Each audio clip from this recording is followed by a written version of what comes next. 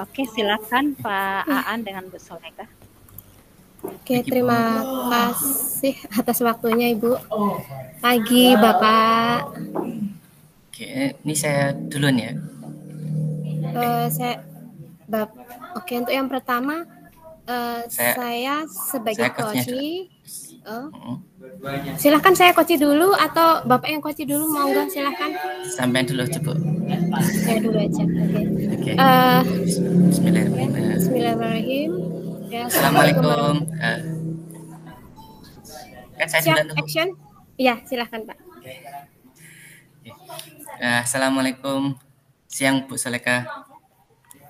Waalaikumsalam warahmatullahi wabarakatuh. Alhamdulillah baik Pak An. Gimana nih, masih di Seman Bu? Seman Pasir Sakti kan?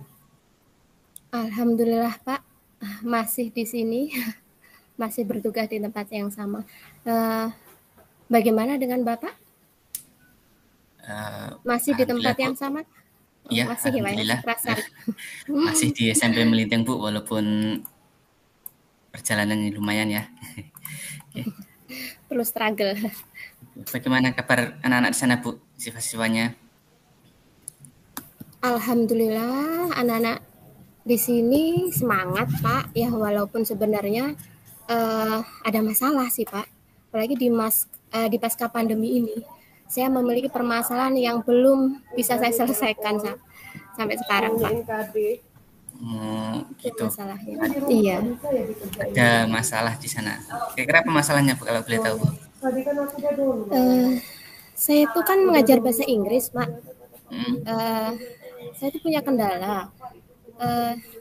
Anak-anak itu cenderung kurang dalam kemampuan berbahasa Inggris. Nah, kebetulan tahun ajaran baru ini saya diberi amanah untuk mengajar kelas 10 dan sebagian besar saya amati anak-anak itu belum lancar berbicara, bahkan untuk percakapan komunikasi yang simple saja itu pun anak-anak cenderung pasif dan belum bisa merespon. Gitu Pak masalahnya. Seperti contohnya nih kosakata seperti tegur sapa aja mereka masih jawabnya itu nggak nyambung gitu loh. Apalagi ke pronunciation-nya. Itu Pak permasalahan saya. Oh begitu. Nah, jadi bincang-bincang kali ini tuh kita bahas hambatan yang ada di sekolah Ibu ya. Khususnya di kelasnya Ibu lah ya, tentang rendahnya anak dalam berbicara ya, kemampuan speakingnya dalam berbahasa Inggris itu Bu ya. Iya Pak, dan saya berharap pertemuan daring ini dengan Bapak bisa mencerahkan saya bagaimana untuk mencari solusi lah tentang rendahnya kemampuan anak di pasca pandemi ini. Apalagi bahasa Inggris merupakan bahasa Inggris yang salah satu mapel yang apa ya momok gitu ya. Momok iya bagi anak-anak.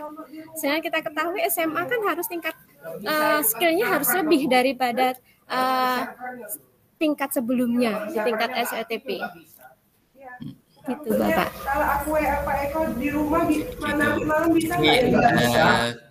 Soalnya ingin nanti kita ngobrol tuh ada solusi lah ya, nemu solusi ya dari masalahnya Ibu ya. Iya Pak, harapan saya mendapatkan solusi yang terbaik untuk kemajuan anak didik saya Pak. Kemudian dalam pembelajaran pun bisa berkomunikasi dengan lancar ya, walaupun komunikasinya yaitu hanya komunikasi simpel-simpel aja dulu lah, karena fokus ke kelas 10 ya Pak, itu kan transisi dari SMP yang pandemi juga di SMA yang dituntut untuk harus menguasai 4 skill dan salah satunya adalah speaking. Nah di sini beberapa siswa yang saya lihat tuh cenderung pasif dan malu untuk bersuara, bahkan maju ke depan untuk bersuara aja di tempat duduknya aja enggan, harus diberi motivasi dulu. Gitu Pak, saya bingung apa yang harus saya lakukan Pak. Gitu ya. Kira-kira apa yang bisa Ibu lakukan ya sebagai treatment ya untuk mengatasinya? Kira-kira apa langkah pertamanya? Apa ya Pak ya? Kalau treatment khusus, saya harus pertama nih Pak, treatmentnya apa ya Pak ya, bingung juga. Tapi kalau untuk masalah speaking emang berat sih Pak untuk anak itu. Tapi ya namanya SMA, 4 skill itu harus ada. Paling tidak komunikasi yang bahasa simpel itu tadi. Saya treatmentnya harus adanya kesepakatan dulu Pak dengan anak-anak di kelas. Saya sebagai guru mapel membuat kesepakatan sama anak-anak yang barusan kemarin kita pelajari kan mengarah ke keyakinan kelas ya Bapak ya. Tapi keyakinan kelas yang mengarah ke mata pelajaran saya bahasa Inggris. Jadi saya bisa membuat para siswa saya untuk termotivasi dengan adanya keyakinan kelas. Itu yang pertama. Yang kedua, apa ya Pak ya? Saya bisa menghidupkan kembali eskul bahasa Inggris kami yang sebelumnya vakum ketika pandemi. Maaf Bapak Ibu, bisa tenang dulu. Maaf, ada iklan. Itu. Oh, gitu ya. Tadi berarti ada komitmen seperti itu. Kira-kira untuk melaksanakan komitmen itu ada kendala nggak Bu? Dari komitmennya Pak ya? Ya jelas Pak. Itu pasti ada kendala. Yang pertama waktu Pak untuk menjalankan komitmen itu, apalagi keyakinan kelasnya itu mengarah ke mapel saya bahasa Inggris kan Pak, yang cenderung harus ke kemampuan berbicaranya. Jadi kendalanya adalah waktu Pak. Saya harus mempersiapkan segala sesuatunya untuk membuat keyakinan kelas, itu yang pertama. Kemudian bermusyawarah dengan ketua kelas dan pengurus-pengurusnya ataupun siswa yang saya observasi, saya lihat di situ punya kemampuan lebih untuk sebagai motivator di kelasnya. Kemudian saya bisa apa lagi Pak ya? Membuat grup WA untuk memantau Pak. Paling tidak komunikasinya ada grup kelas khusus untuk komunikasi anak-anak tersebut. Gimana sih komunikasinya bisa dengan voice note itu Bapak. Kemudian apa lagi Pak ya? Oh satu lagi Pak, kita bisa berkolaborasi Pak, terutama di sekolah saya kan guru bahasanya nggak hanya saya, itu ada 5 guru. Saya bisa berkolaborasi dengan rekan sejawat saya bagaimana kita bermusyawarah mengatasi, karena ini bukan masalah saya, masalah kita semua di lost learning di pasca pandemi seperti ini. Jadi saya harus berkolaborasi dengan rekan sejawat saya yang semapel dengan saya itu, kemudian bisa juga bekerjasama dengan wali kelasnya Pak. Kita punya keyakinan kelas ini, jadi ketika suatu saat pas jamnya wali, mereka sedang bercakap bahasa Inggris, mereka sedang aktif, itu bukan keributan, tapi emang mereka sedang latihan, gitu Bapak. Oke, berarti Ibu udah menemukan solusinya ini ya, berarti ya. Iya Bapak. Lalu adakah, kan tadi udah dibantu sama rekan ya? Iya. Ada rekan juga, ada wali juga. Terus apa Bu Sulekah yang bisa dapatkan dari obrolan kita kali ini? Kira-kira sudah sesuai dengan yang Ibu tujukan di awal tadi ya? Alhamdulillah Pak, ada pencerahan dan solusi dari obrolan kita hari ini Pak. Saya bisa lebih lega dengan langkah yang seharusnya akan saya tempuh untuk mengatasi masalah-masalah saya. Oke, baiklah.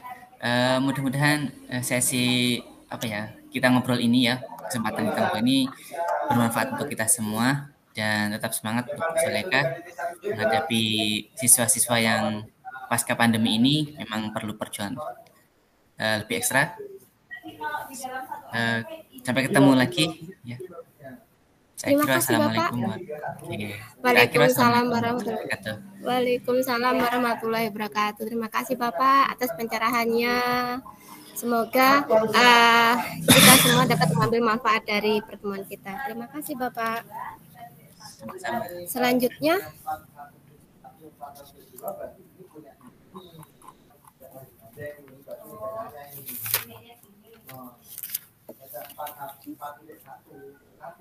Siap, Pak? Insya Allah siap.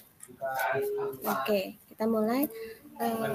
Assalamualaikum warahmatullahi wabarakatuh. Pak Aan, apa kabar?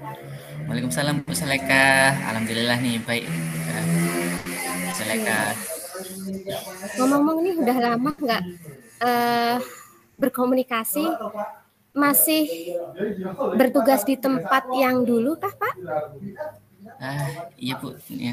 Masih di SMP Negeri 1 Meliting. Ya. Bagaimana dengan Ibu?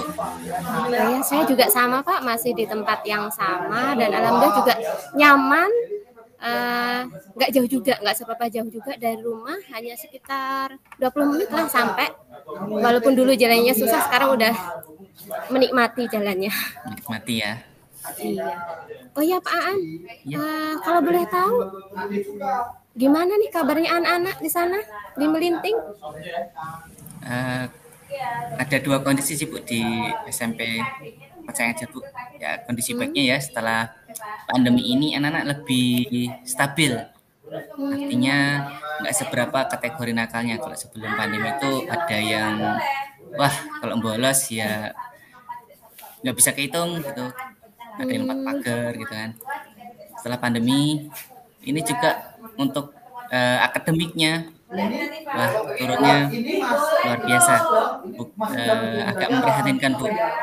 Oh, jadi ada plus minusnya ya Pak ya, dari segi positif anak lebih teratur mungkin karena bosan terlalu lama tidak sekolah dengan daring ya Pak ya. Tapi dari segi negatifnya, dari akademiknya mereka kurang. Iya Pak ya, iya. Nih boleh curhat Bu ya, kita sharing boleh aja. Iya silakan Bapak. Ini kan satu ngajar di kelas 9 ya, walaupun dari kelas 7 mereka sudah saya ajar. Nah di kelas 9 tuh apa ya, ngitung aja, operasi hitung dasar kayak kali bataku ya, kali bagi tambah kurang itu susah banget. Padahal kan sebenarnya kalau di kehidupan sehari-hari itu kan matematika nggak jauh-jauh ya, dipakai terus kayak mereka jajan saja. Operasi pengurangan tuh udah pasti ya dari sakunya. Ini masalahnya. Tapi kalau dipelajari tuh ya susah banget. Ini masalah saya Bu. Yang ingin saya gimana ngatasinya anak-anak seperti ini nih. Harapannya kita ngobrol tuh nanti ya adalah ide dari Ibu ya, walaupun Ibu ngajar bahasa Inggris, nggak tahu kan pernah ngajarin anaknya yang selama daring. Iya Pak, saya paham Pak. Karena loose learning ini Pak ya, memang pasca pandemi ini benar-benar membuat kita sebagai guru itu harus bisa memutar otak bagaimana untuk langkah selanjutnya. Oh ya, tadi Bapak bercerita ngajarnya di kelas 9 itu Pak ya, pada kelas 9 itu udah kelas 3, sebentar lagi ujian.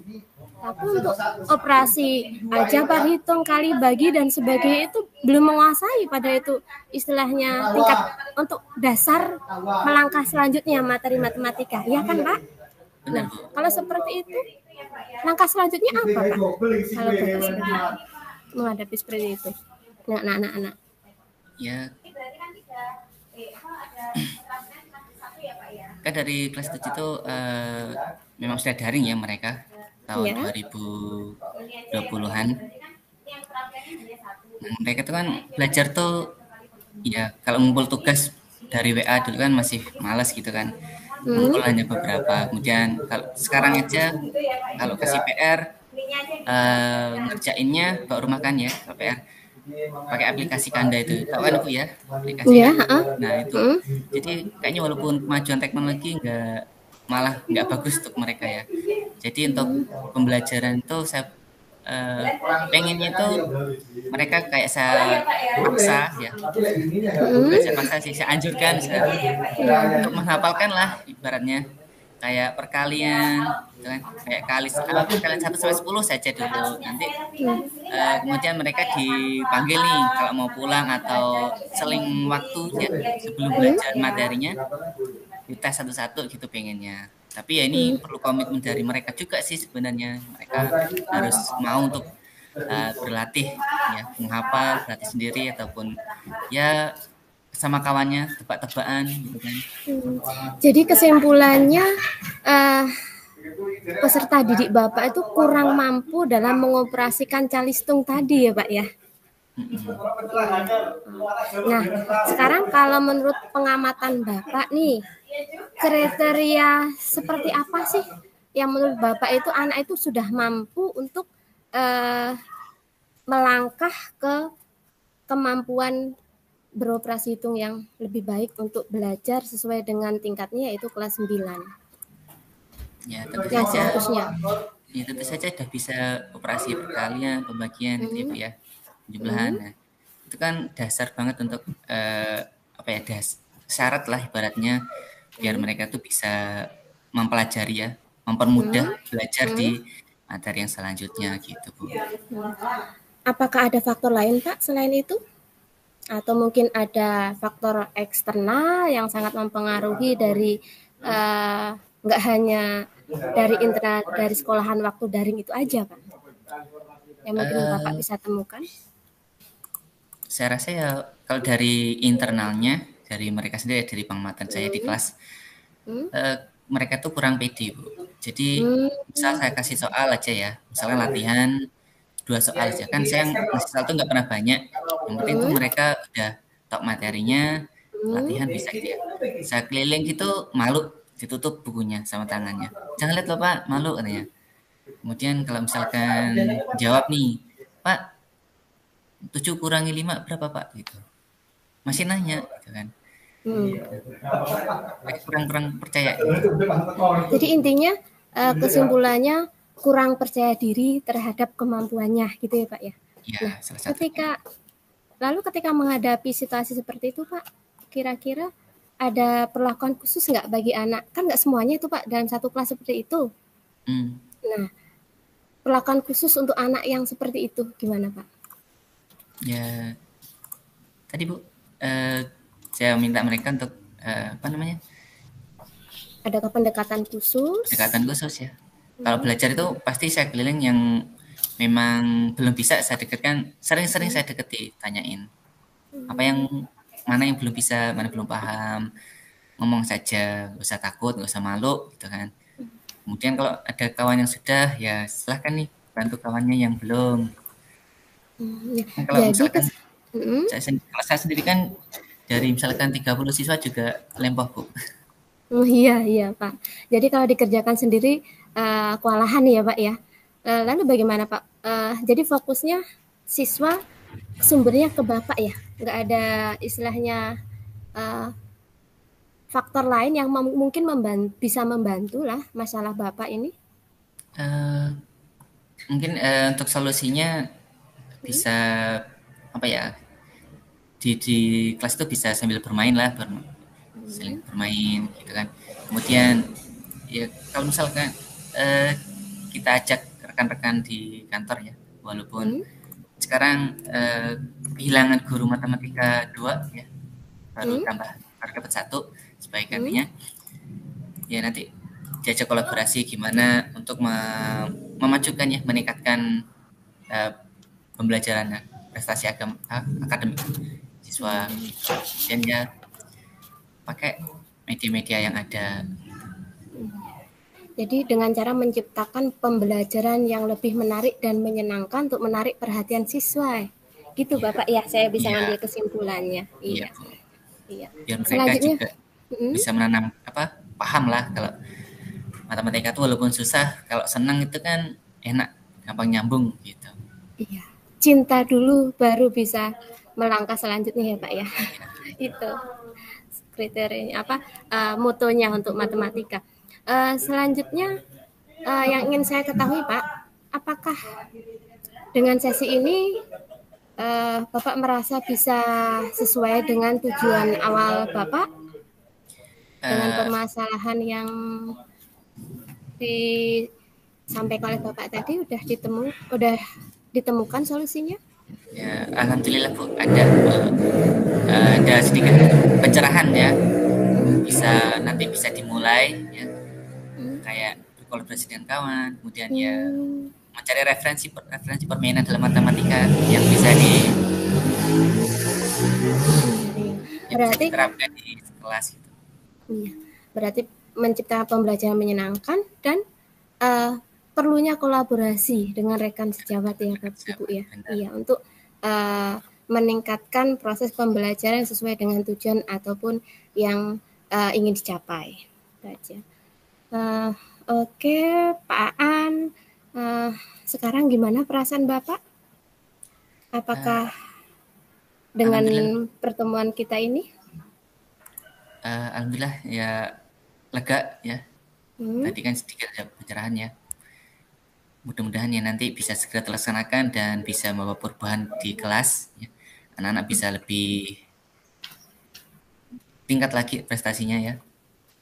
Alhamdulillah, amin. Mudah-mudahan percakapan kita hari ini bisa bermanfaat, saling share sekolah kita masing-masing.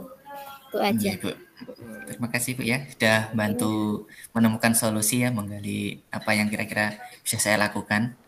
Iya, sama-sama. Terima kasih. Assalamualaikum Pak Aan. Waalaikumsalam Bu Saleka. Oke, kita live.